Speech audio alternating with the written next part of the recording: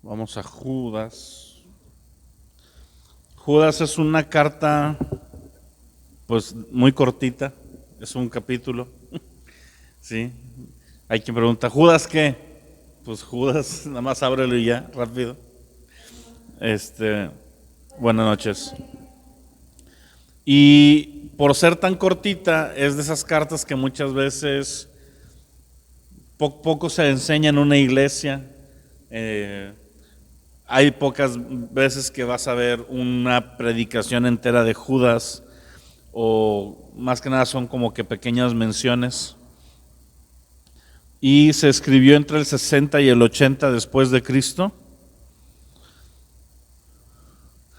Es un libro básicamente dedicado a lo que va a ser la gran apostasía y el gran engaño. Sirve esto como una continuación natural de Segunda de Pedro 2 y 3. ¿Sí se acuerdan? Lo acabamos de ver. Segunda de Pedro 2 se centra en los falsos maestros, en la gran apostasía. Y Segunda de Pedro 3 se centra en el regreso de Jesús. Y Judas, digamos, lleva esa misma línea. De hecho, hay quien dice que o Judas le pudo haber copiado a Segunda de Pedro, o Segunda de Pedro un poquito a Judas en cuanto a la escritura, a la importancia de lo que escribieron. Son temas muy parecidos. El autor, Judas, obviamente no es Judas Iscariote. Lo aclaro porque no falta quien luego lo confunde y se lo atribuye a él. Judas Iscariote se ahorcó después de haber entregado a Jesús y haberle llegado a remordimiento. Él no tuvo arrepentimiento, él tuvo remordimiento. El arrepentimiento nos lleva a pedir perdón y a restaurarnos, y a él el remordimiento lo llevó a condenación y se suicida. Pero el Judas que está escribiendo esta carta, en la tradición cristiana se cree que es uno de los hermanos de Jesús, así como Santiago también es un hermano de Jesús en la carne. Recordemos que María solo tuvo a Jesús como nacimiento virginal, pero después ella siguió teniendo su vida de matrimonio con José y tuvo hijos. En varias porciones de la Escritura vemos en el Nuevo Testamento que dice: tu madre y tus hermanos y tus hermanas vienen a buscarte. O sea, Jesús tenía esta familia. Y de esta familia, Santiago y Judas, pues fueron personas que siguieron a Jesús, que fueron parte de los discípulos, no de los 12, pero fueron parte de los discípulos fieles del Señor, y que vemos que está escribiendo esta epístola. Y entonces el tema clave es la gran apostasía, el gran engaño y los falsos maestros. Ese es el tema clave que vamos a ver. Y el segundo tema, porque se puede decir que hay dos, van ligados. El segundo es la defensa de la fe y la permanencia en la fe. Así que son temas que están muy de la mano con todo lo que estamos viviendo en estos tiempos. ¿Ok? Entonces vamos al primer versículo, Judas 1, para ver la salutación.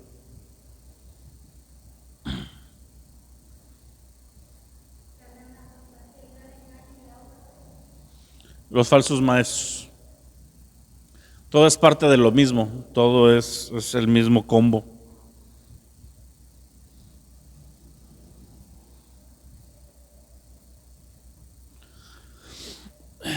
Lo interesante, lo primero que vemos en la salutación es cómo se presenta. Dice: Judas, siervo de Jesucristo y hermano de Jacobo. Ese Jacobo es Santiago, el del libro.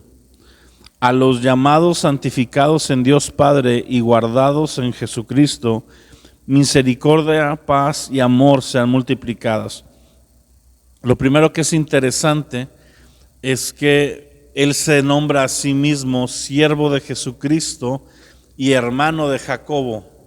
No hace alusión a su hermandad con Cristo, no la presume, no es una cosa en la que él se apoye en la carne, ¿verdad? Pudiendo decir, soy hermano de Jesús, nosotros hoy lo haríamos, ¿verdad? Soy amigo de fulanito, yo conozco a sultano, si podemos sacar beneficios o ventajas de nuestras amistades, de nuestros parentescos, muchas veces lo hacemos. Aquí vemos cómo hay una humildad en Judas, donde incluso al escribir él una carta y firmarla como el hermano del Señor, hubiera tenido un gran respaldo por parte de la iglesia. Sin embargo, él está omitiendo esta parte y él se presenta como siervo de Jesucristo, porque aunque él entendió que aunque Jesús era su hermano en la carne, Jesús trascendía eso, era Dios, era 100% hombre, 100% Dios, y se convirtió en su Señor, ¿ok? Entonces, se presenta así y hace esta carta, dice, a los llamados. Lo primero que resaltamos de esta salutación es que esta carta es a los llamados, o sea, a los que ya somos creyentes. Y es interesante cómo usa esta frase, porque el Señor es el que nos ha llamado a nosotros. Nosotros hemos respondido al amor y a la gracia y a la misericordia de Dios, pero siempre es Dios el que llama. Siempre es Dios en el que inicia nuestra salvación y en el que es consumada nuestra salvación. El pensar que nosotros tenemos algo por lo cual Dios nos haya buscado es un error en nuestra soberbia. Nosotros no tenemos nada que ofrecerle a Dios. Sin embargo, en su gracia y su misericordia, Él nos llama. Esa palabra llamados la pudiéramos traducir como invitados. Por eso hay parábolas que habla de los convidados a las bodas. Es gente que está invitada. Pero mucha de esta gente que estaba invitada a las bodas, está esta parábola que le contestan un grupo y le dice, no, pues lo que pasa es que acabo de comprar una casa y la quiero estrenar, y otro es que acabo de sembrar, y otro me acabo de casar, y todos tenían cosas más importantes para ellos que responder al llamado del Señor. Gracias a Dios que nosotros hemos respondido al llamado del Señor, estamos el día de hoy aquí, hemos respondido en cuanto a salvación, y después dice a los santificados, porque ese es el siguiente paso. Primero Dios te llama, y si tú respondes, Dios te santifica. ¿Qué significa santos? Lo vimos en la carta de Pedro, así que espero que esté fresco. Y si no, lo voy a machacar hasta que se les quede. Pero ¿qué significa santos? Apartados. ¿Apartados qué?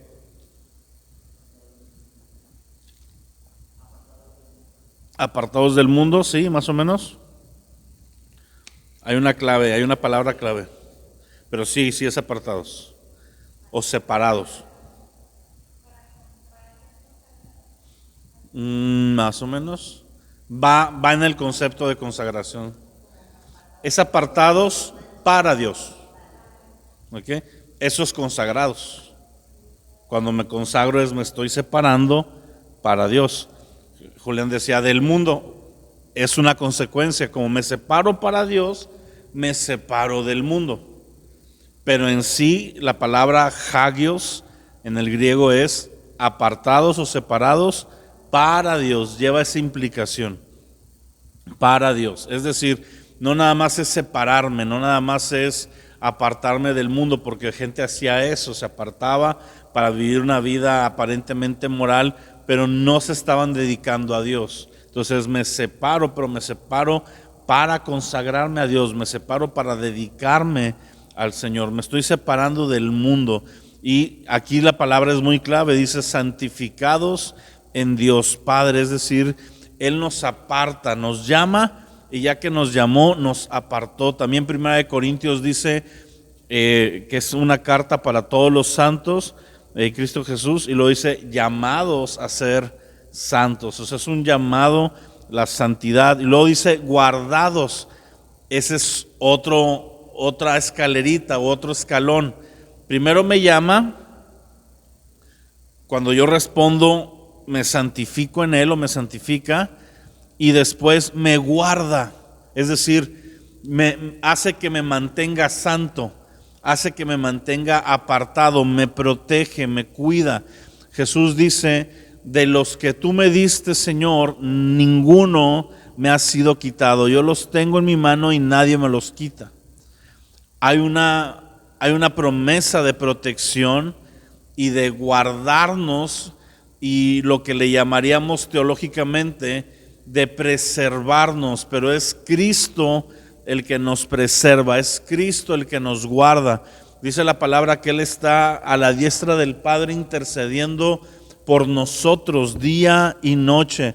Él está ahorita orando por ti y por mí a la diestra del Padre para que no caigamos, para que no nos desviemos, para que podamos mantenernos en la fe, porque este concepto que parece muy sencillo, santificados, guardados y apartados, llamados, santificados y guardados, es precisamente lo que va a atacar las falsas doctrinas y los falsos maestros, ¿ok? Lo dice, amados, por la gran solicitud que tenía de escribirlos acerca de nuestra común salvación, me ha sido necesario exhortarlos a que contiendas ardientemente por la fe que ha sido una vez dada a los santos. Judas usa este término que a mí me gusta mucho, amados. El apóstol Juan también lo usa, amados, porque está remarcando un hecho, y es que la solicitud, las indicaciones que van a decir nacen de un corazón amoroso, nacen de un corazón que busca nuestro bienestar, nace de un corazón, no un corazón de regaño, sino un corazón que quiere verte de la mejor manera.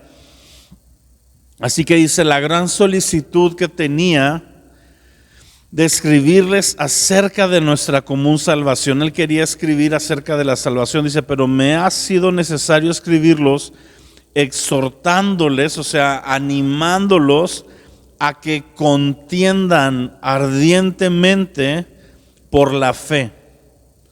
Que contiendan ardientemente por la fe. Esta es una frase que más que nunca hoy cobra un significado muy importante. ¿Qué es contender? Es pelear. ¿Ok? Contender es pelear. Y uno diría, o sea, el Judas nos está escribiendo que peleemos. Sí. La iglesia tiene que aprender que en el amor, la gracia y la misericordia que estamos llamados a vivir, en el poner la otra mejilla, en el ser víctimas de lo oprobio y de la persecución, también hay una lucha por la fe. No es una lucha en armas, no es una lucha en nuestra fuerza, pero sí es una lucha de permanecer, de hablar la verdad, de pararnos delante del Señor, pararnos a favor. Aquí dice contiendas, y luego usa esta palabra ardientemente, es decir, con una fuerza, con una destreza, con una pasión. Otra traducción diría, para que pelees apasionadamente a favor de la fe. ¿Por qué? Porque la fe, aquí la fe no es la fe que salva. Aquí la fe es el sistema de enseñanza, es la verdad del Evangelio. Aquí la fe es esa enseñanza que hemos creído, esas doctrinas fundamentales de que Cristo es Dios mismo, de que el Señor nos ha salvado, de que es por gracia y por misericordia. Todas estas doctrinas que nosotros abrazamos como iglesia, tenemos que aprender a contender a favor de ello, a defender la fe. ¿Por qué? Porque ahorita va a hablar cómo se van a dar estos falsos maestros, y ante el gran engaño y ante la gran apostasía, en la clase de Pedro vimos que muchos van a ser engañados y muchos van a ser desviados. Así que la tarea de la iglesia es contender para que los menos que puedan sean desviados, ¿sí? No se trata de permanecer simplemente como testigos del gran engaño porque sabemos que va a ocurrir. No, la iglesia tiene que jugar un papel de defender la verdad, de pelear a favor de la verdad.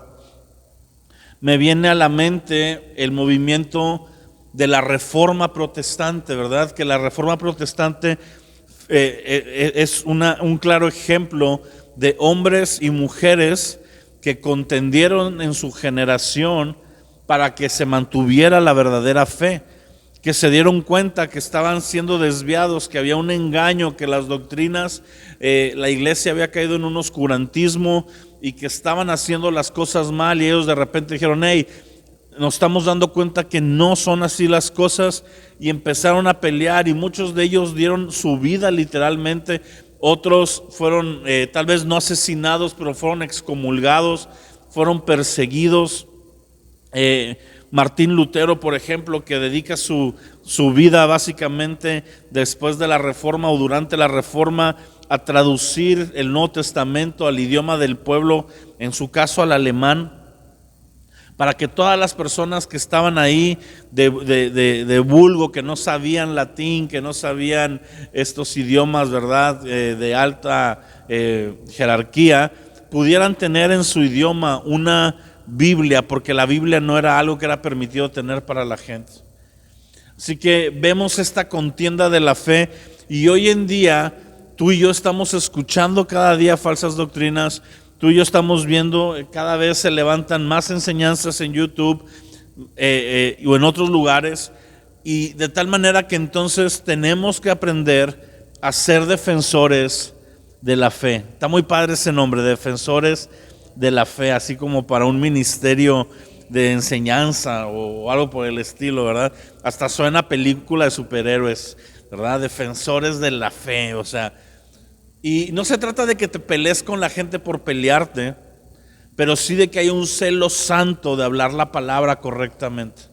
Cuando yo escucho que se está hablando una herejía, ¿verdad?, puedo, o una de dos, o fingir que nada está pasando y Dios me va a llamar a cuentas de eso, o presentar la verdad del evangelio y decir: no, eso no es así, esto es así. Y hay veces que nosotros no defendemos la fe, y puede haber dos factores. Uno me preocupa más que el otro, y el primero es que no somos diestros en la propia fe que creemos. Es decir, no estamos capacitados, no estamos enseñados, y no detectamos una falsa doctrina. Me acuerdo que una ocasión el pastor Rodolfo, en el instituto, ya en Epicentro, ya siendo yo pastor, ya estando yo incluso pues bajo la red, creo que todavía estaba yo en Tampico y venía y iba para allá. Y hubo una persona de la red, hubo un matrimonio que estaba bajo la red de Amistad de Monterrey, que estaban de misioneros. Y estando en el campo misionero se expusieron a ciertas enseñanzas y agarraron monte y empezaron a enseñar y a creer y a centralizar en su predicación y en su enseñanza esto que le llamamos la hipergracia o la hiperfe, ¿verdad? Que es este concepto de que Cristo ya te perdonó y tú de ahí en adelante ya no tienes nunca que pedir perdón, nunca estás llamado a ponerte a cuentas de nuevo con Dios, y que incluso si tú pecas, pues es normal porque estás en un proceso y no te tienes que esforzar por vivir en santidad, sino que pues poco a poquito el Señor te va a ir llevando, y que las áreas que no alcances a vencer, ¿verdad?, pues es porque Dios no está haciendo énfasis en eso ahorita contigo. Unos rollos bien marihuanos que tienen su parte de verdad, pero no son la verdad. Y el pastor detectó, hubo una visita, ellos estaban en Monterrey, y empezaron como venían de misiones, venían creo que en ese entonces estaban en la India, y vinieron a pasar un tiempo en México. Entonces pues iban a visitar diversos ministerios de la Red de Amistad, las otras iglesias de Monterrey que están bajo cobertura de Amistad, Desafío al Cambio, etcétera, y estuvieron en Jóvenes en Amistad, y iban a terminar dando precisamente unas sesiones en el Instituto Bíblico. Entonces ya como que habían detectado cierto patrón en la enseñanza, y el pastor dejó que enseñaran y estuvo escuchándolos.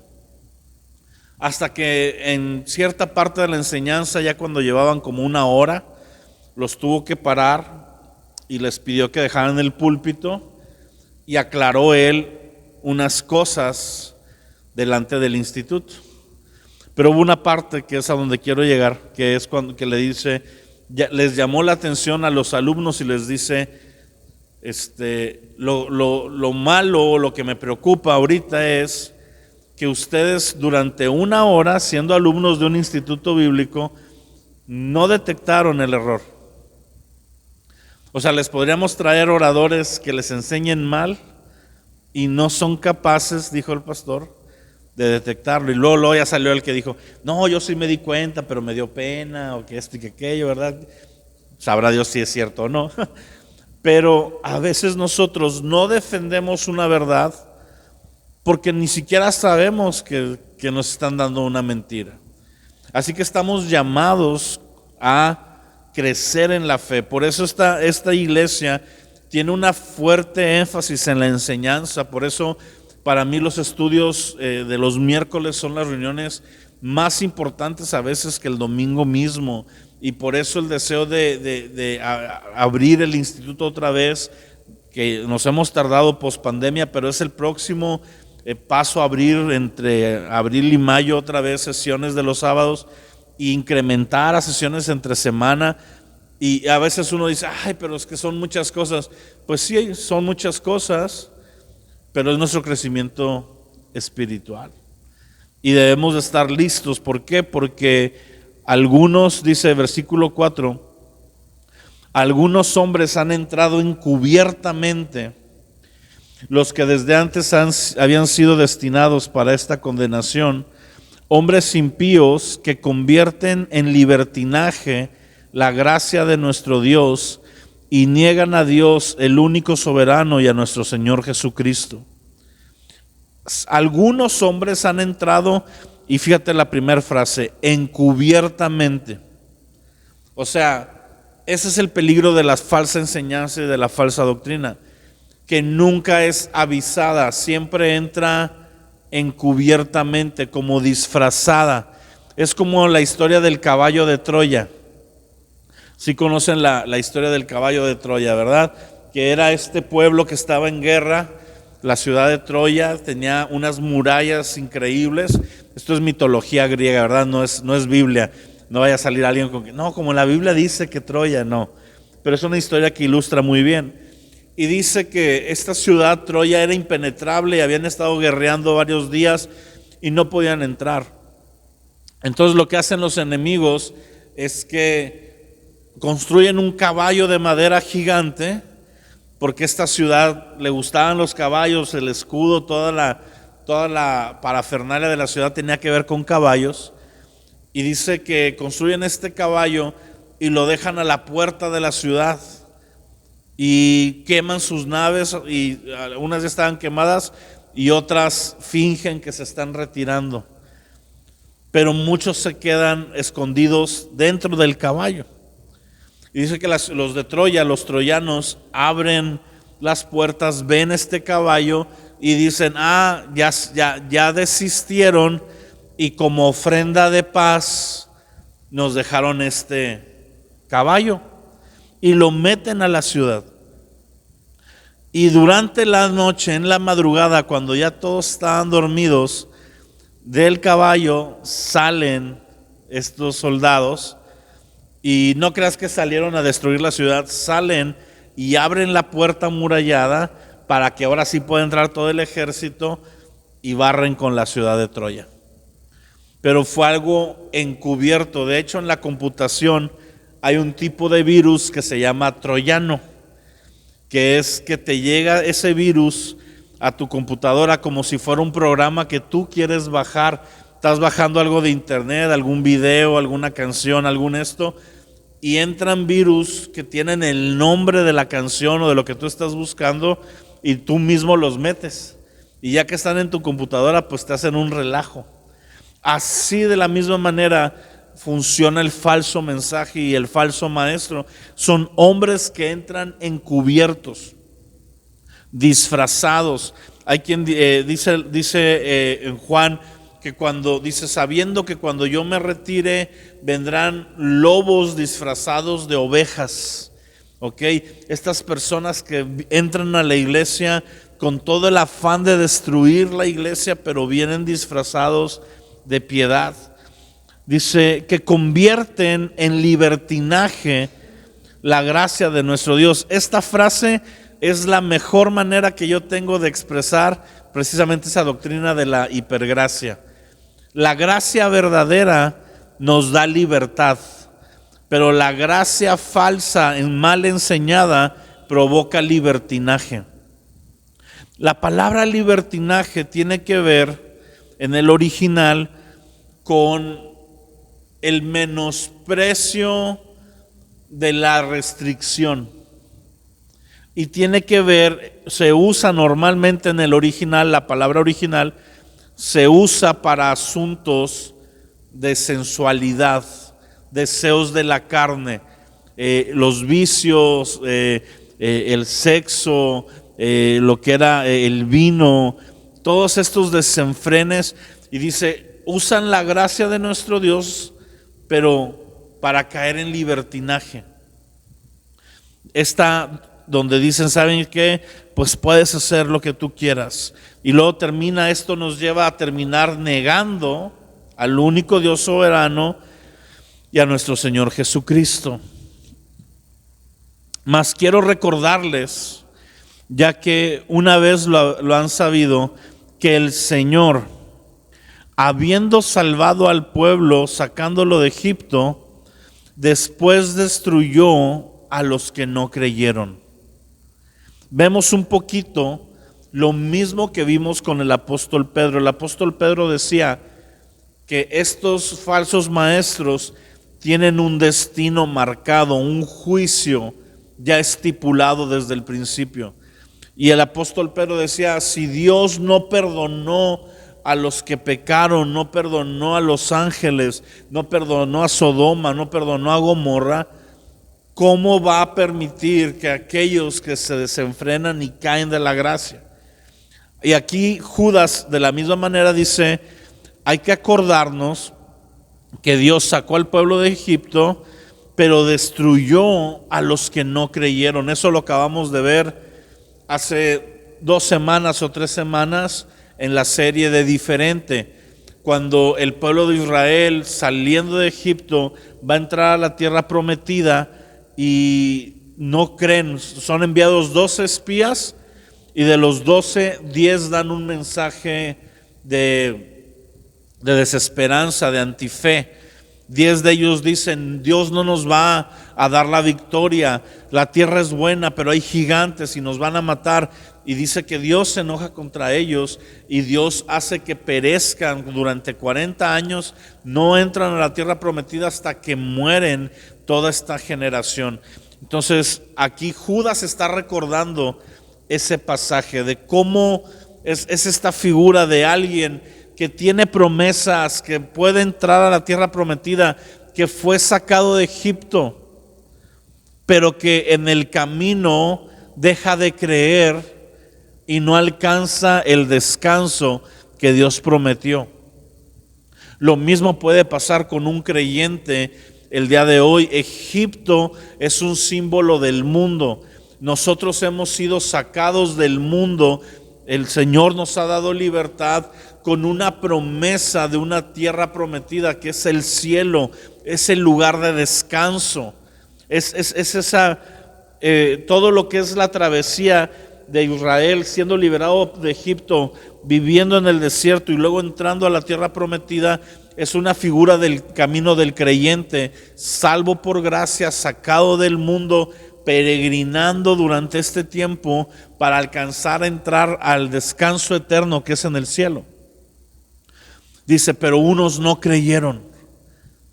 Así que de la misma manera va a haber creyentes, va a haber cristianos que están en este peregrinaje y por causa de los falsos maestros, por causa de las falsas doctrinas, van a ser desviados y finalmente no van a entrar.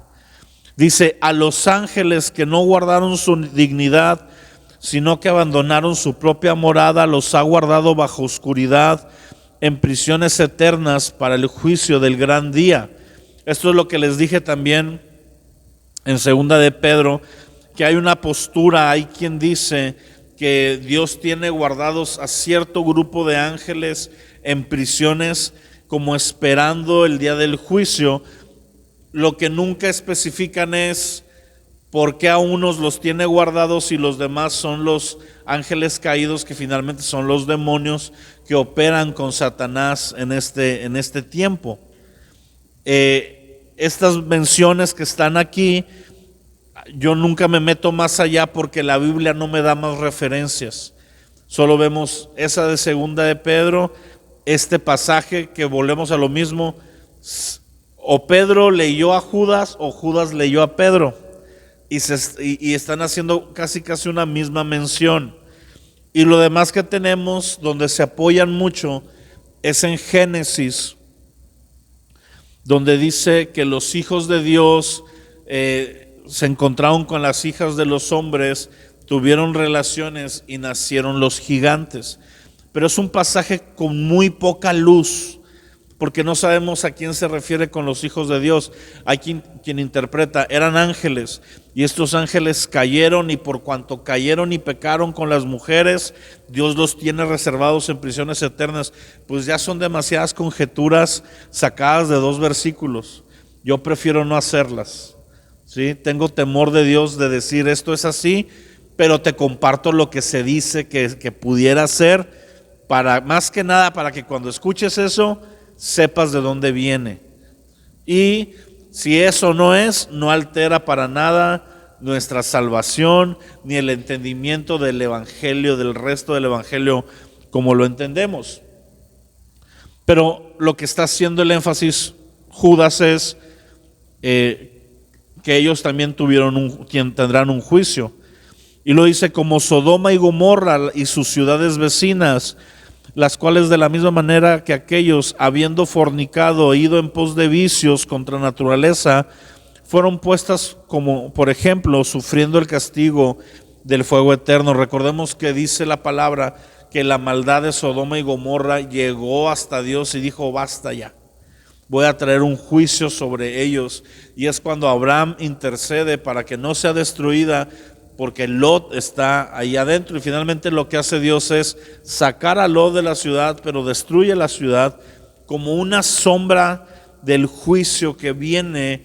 Y sobre todo del juicio, ahí lo importante no es tanto el juicio, aunque sí, sino el tiempo de gracia. Porque no fue el primer pecado que cometió Sodoma y Gomorra, no fue la primera perversión que hubo. Estas 2 ciudades, Sodoma y Gomorra, siempre son puestas como ejemplo de lo que es la degeneración del hombre. Había tanta maldad ahí, mayormente eran pecados de inmoralidad. Se habla de ¿cómo se llama?, de libertinaje sexual, de homosexualidad, de lesbianismo, incluso de otras prácticas aún más perversas, ¿verdad? Y esta Sodoma y Gomorra nos enseñan la decadencia del hombre cuando tiene suficiente tiempo, ¿sí? Porque repito, no fue el primer pecado, fueron hundiéndose cada vez más. Uno de los principios que nosotros tenemos que entender es que el hombre no es bueno. El hombre sin Cristo está totalmente corrompido Y si tú ves a una persona que no tiene a Cristo y aparenta ser bueno, es porque no le ha dado tiempo suficiente para que se muestre la decadencia que hay en él. Porque hay decadencia en nosotros. Y a veces esa decadencia está un poco, voy a usar esta palabra, como frenada por sistemas morales, por sistemas de justicia terrenales, por la moralidad de las familias. Pero si tú dejas al hombre que esté en la tierra sin ninguna restricción a su alrededor, no va a buscar la bondad. La mayoría de la gente no mata a alguien, no porque no tenga ganas, sino porque hay cárcel. Esa es la verdad. La mayoría de la gente no le roba algo a alguien, no porque no tenga ganas de robárselo y enriquecerse ilícitamente, sino porque tiene miedo de que haya una reprensión. Entonces no es bueno. Bondad es que en mí no haya el deseo de eso. Y eso es lo que hace Cristo. Cristo viene y cambia nuestros deseos y anula la naturaleza de la carne. Y entonces no es que yo ya no peco pues nada más para no irme al infierno, sino porque amo a Dios y porque agrado a Dios y porque ahora Dios ha puesto sus deseos en mí, he nacido de nuevo y ya no me nace. Sí soy tentado en aquellas cosas que yo mismo alimenté durante mi tiempo en la carne, son mis concupiscencias y los deseos de mi corazón, pero puedo resistir a ello porque ahora hay un deseo en mí de vivir en justicia. Entonces Sodoma y Gomorra son un ejemplo de degradación, pero sobre todo de que Dios tiene demasiada misericordia.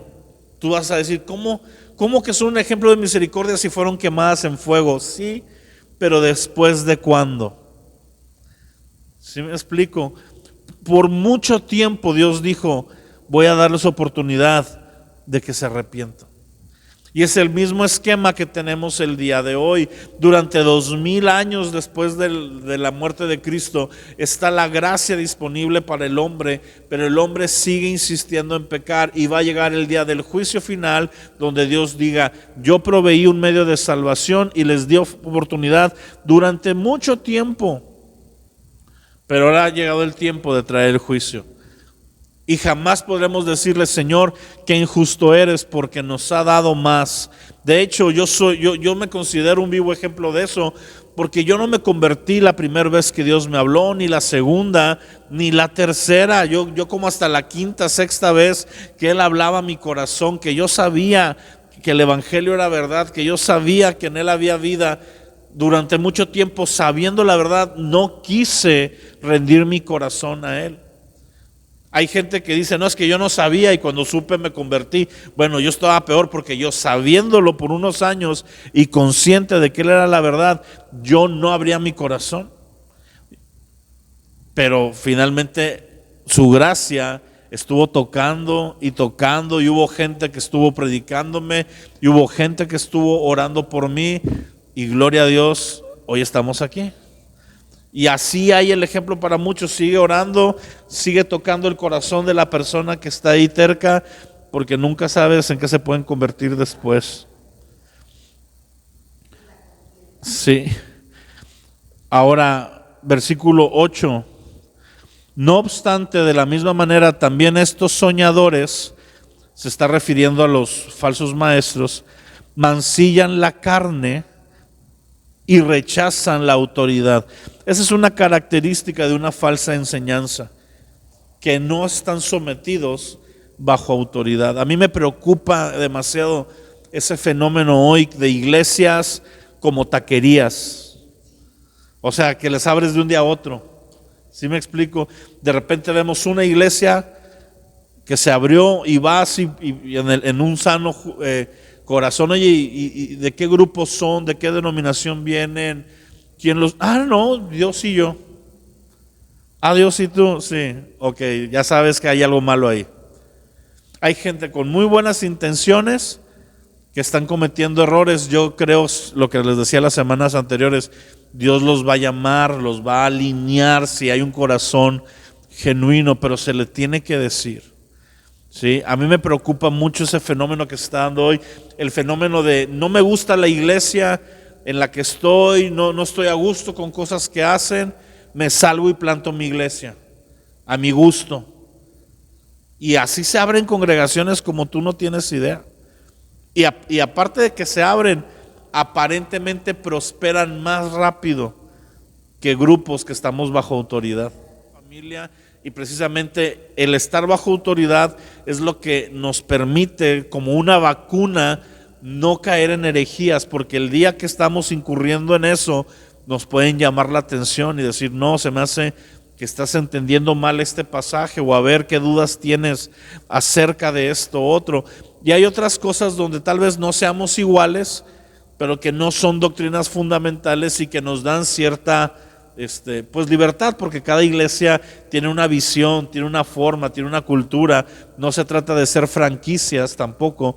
No somos McDonald's, ¿verdad? Que tú llegas a un McDonald's aquí, a uno de Monterrey, a uno de Tampico, y pues todos cortados por la misma tijera. No, pero hay una libertad, hay una identidad en la iglesia, pero hay una cobertura, hay una autoridad. Y dice aquí que estos hombres rechazan la autoridad, tanto la que está sobre ellos como sus enseñanzas van a que tú rechaces la autoridad. Blasfeman de las potestades superiores, pero cuando el arcángel Miguel contendía con el diablo, disputando con él por el cuerpo de Moisés, no se atrevió a proferir maldición contra él, sino que dijo, el Señor te reprenda. Esta parte que está citando Judas es un texto que era parte de la cultura judía, que se llamaba la ascensión de Moisés. No podemos decir que ese relato en sí en particular, no tenemos registro de eso, no sabemos qué pasó, ¿verdad? Nunca se encontró el cuerpo de Moisés. A los estudiosos creen que en un acto soberano de Dios no permitió que hubiera una tumba de Moisés o un lugar donde estuviera su cuerpo por la idolatría que ya había en el corazón de Israel, porque tener una tumba de Moisés representaría un lugar de adoración para los idólatras, porque Moisés representó, fue uno de los pilares de la fe, así como es Abraham, es Moisés, es David, son íconos de la cultura y de la historia de Israel. Pero Judas menciona esta parte donde dice que el arcángel Miguel y Satanás contendían por el cuerpo de Moisés. Lo importante de esta porción no es lo del cuerpo y si está y si no está, es el hecho de que el arcángel Miguel, teniendo la autoridad que el arcángel Miguel tiene, que es el líder de los escuadrones celestiales de Dios, solamente debajo de Jesucristo, él es el que comanda la legión guerrera de los ángeles, un igual a Satanás, porque Satanás era un arcángel antes de caer, básicamente tenía el mismo tipo de autoridad y mismo rango de poder. Él mismo, que se pudo haber echado un tiro con Satanás bien, no lo reprende en su nombre, sino que dice que la mano del Señor te reprenda, honrando, entre comillas, no honrando al diablo como diablo, sino la autoridad que investía a Satanás anteriormente. Y estos falsos maestros te enseñan a conjurar, a atar, desatar, maldecir a los espíritus y una serie de cosas donde tú dices, ¿qué rollo? Sí.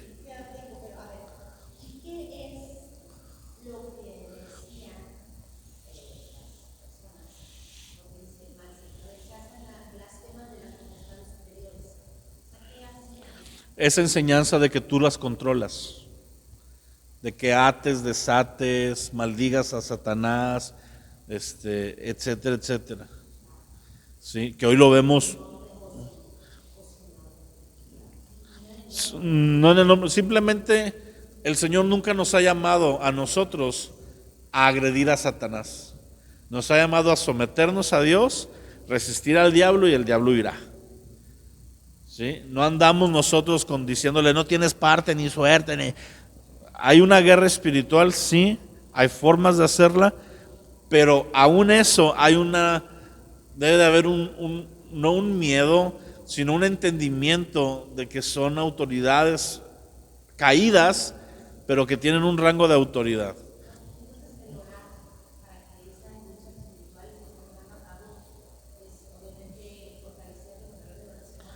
Ajá. Para que, así es. Así es, o podemos, de hecho, o sea, es que tampoco quiero que caigan en un punto ustedes donde no puedan, no sepan qué decir y qué no decir. Lo pueden decir en una libertad. La cuestión es la actitud. Hay gente que tiene una actitud de que se sienten superiores a, no sé si me entiendes. Sí, o sea, vuelvo al mismo ejemplo, Guillermo Maldonado. A ti, espíritu de COVID, yo te pongo un alto con mi autoridad apostólica territorial. Y pues el COVID entró a Estados Unidos y entró a su iglesia, se cerró su iglesia, al mismo tiempo que todas las demás, gente de ahí se enfermó. O sea, ¿sí me explico? No tengo una autoridad apostólica territorial, no existe tal cosa. Los mismos apóstoles que sí eran apóstoles no hacían uso de ese tipo, o sea, nunca vemos ese tipo de oraciones en el Nuevo Testamento.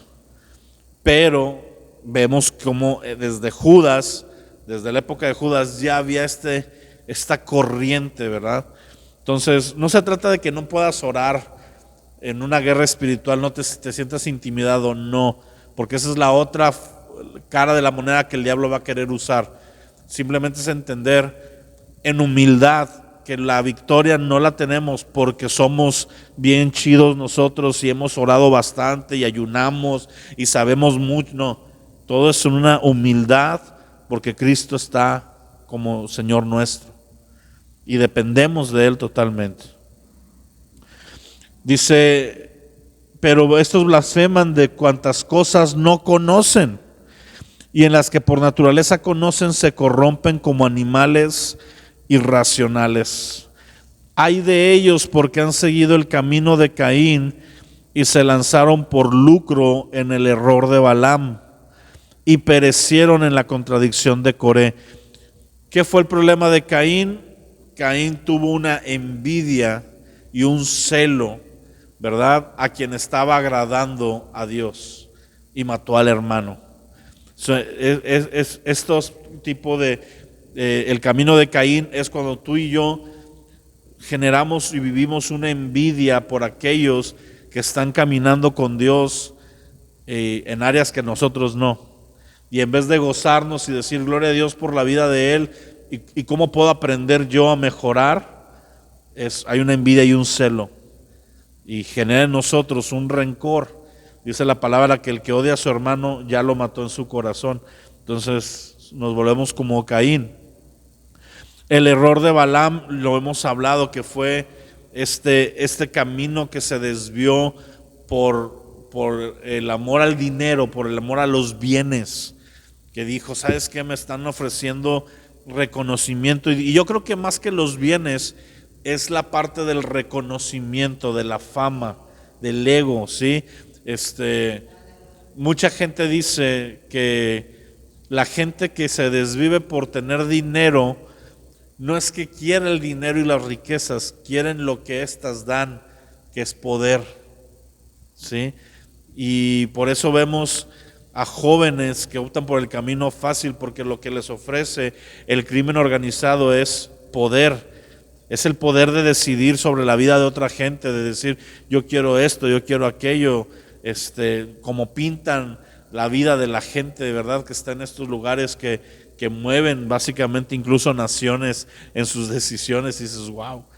Ves a adolescentes decir, yo quiero ser como el Señor de los cielos, ¿verdad? Porque lo han pintado como un héroe al narcotráfico y todo esto, pero es porque esto enseña o se enfoca en el poder. Y Coré los hijos de Coré fueron los que tuvieron la rebelión contra Moisés y contra Aarón, y que la tierra se los tragó.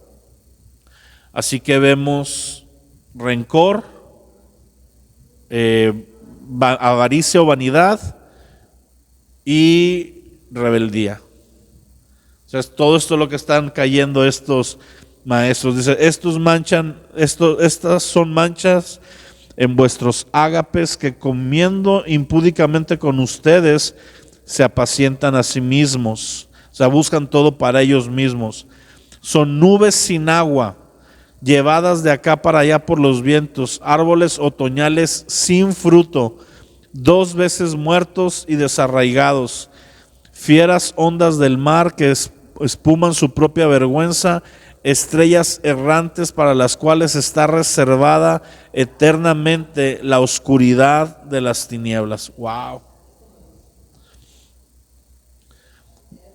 De estos también profetizó Enoc, séptimo desde Adán, diciendo: he aquí vino el Señor con sus santas decenas de millares para hacer juicio contra todos y dejar convictos a todos los impíos de todas sus obras impías que han hecho impíamente, y de todas las cosas duras que los pecadores impíos han hablado contra él. Estos son murmuradores, querellosos, que andan según sus propios deseos, cuya boca habla cosas infladas, adulando a las personas para sacar provecho. Básicamente vemos esta actitud hoy en día. Esas palabras infladas, doctrinas extrañas, predicaciones esotéricas que no tienen un sustento bíblico, pero que la gente con comezón de oír, dice en Timoteo, se van a amontonar a escuchar a estos falsos maestros. Así que por un lado tenemos a los falsos maestros que los acaba de describir, que comiendo, dice, comen con ustedes, pero solo se sirven a sí mismos, están buscando todo para sí, hay una avaricia. El falso maestro es este personaje que lo que busca es el reconocimiento y no el crecimiento del cuerpo de Cristo. Que lo que busca es estar llenándose los bolsillos, ¿verdad? No viendo dónde es predicado el evangelio, sino cuánto me van a dar por ir a predicar. Esta gente que le pone precio a la palabra. Pero ojo, que si existen falsos maestros, hay porque hay creyentes que los escuchan. Si no los escucháramos, no existirían, porque no habría negocio en ellos. Pero los creyentes inmaduros que se han dejado engañar, que no crecen en la palabra, que no se dedican a la palabra, son ese grupo que los sigue. Una persona que estudia la palabra, que dedica tiempo a conocerla, aun cuando ha escuchado a estos falsos maestros en algún punto de su vida, se da cuenta que hay algo que no está bien y los deja de escuchar. Yo a muchos de los que te nombro los escuchaba antes, cuando recién me convertí, porque salían en el canal cristiano y pues yo pensé que pues por ser el canal cristiano todo iba a estar chido ahí.